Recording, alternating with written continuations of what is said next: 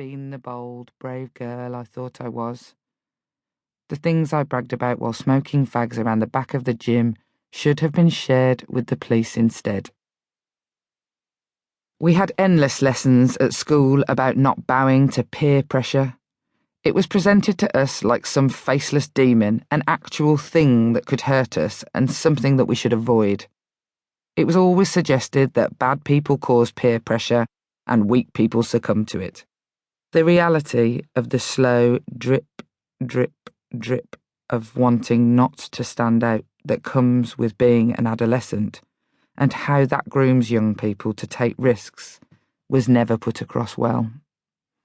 Not only did I bow to peer pressure, I almost certainly generated it. We all did.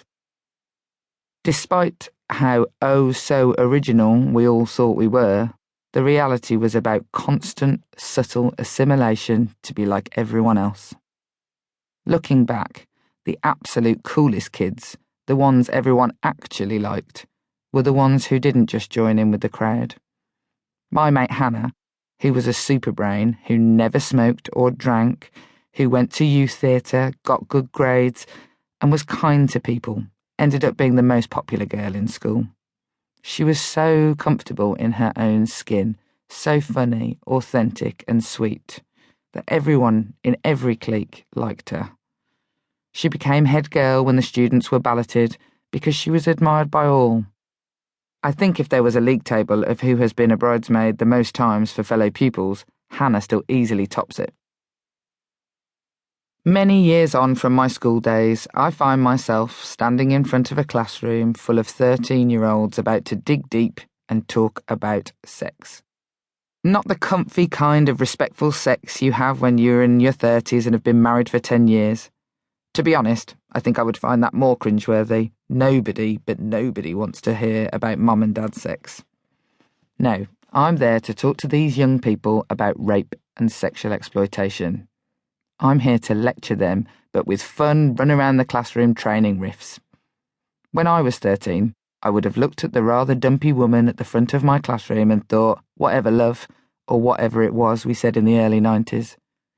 I'd have probably sucked my teeth as if I was some sort of rude girl, not the girl from the nice-ish bit of Birmingham I actually was. I thought I was all that and then some. I thought I could handle myself, that I was untouchable. When I was 13, I thought I was the feminist I am today. I wasn't. Like many girls, I professed feminism while pretty much capitulating to everything that since then I have trained girls not to do. My gang of mates thrived on being the coolest.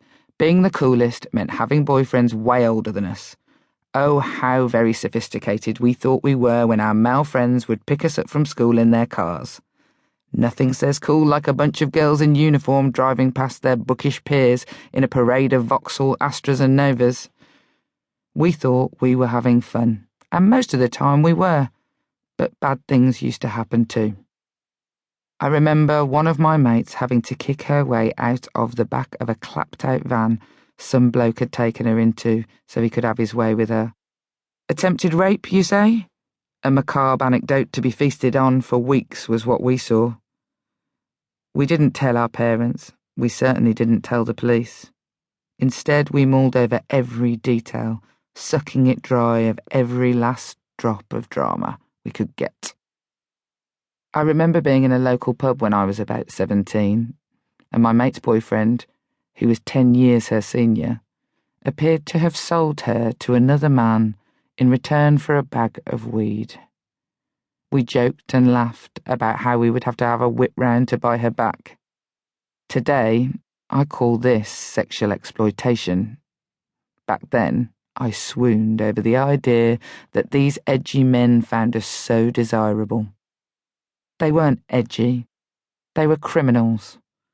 If memory serves me right, I heard years later that one of them was in prison serving quite a hefty sentence for a violent rape. It hurts me deeply to say this, but I'm sure if we had known this at the time, we wouldn't have thought it anything but glamorous. The feminist I am today wants to scream at young women not to fall for it. The feminist I am today wants to yell from the rooftops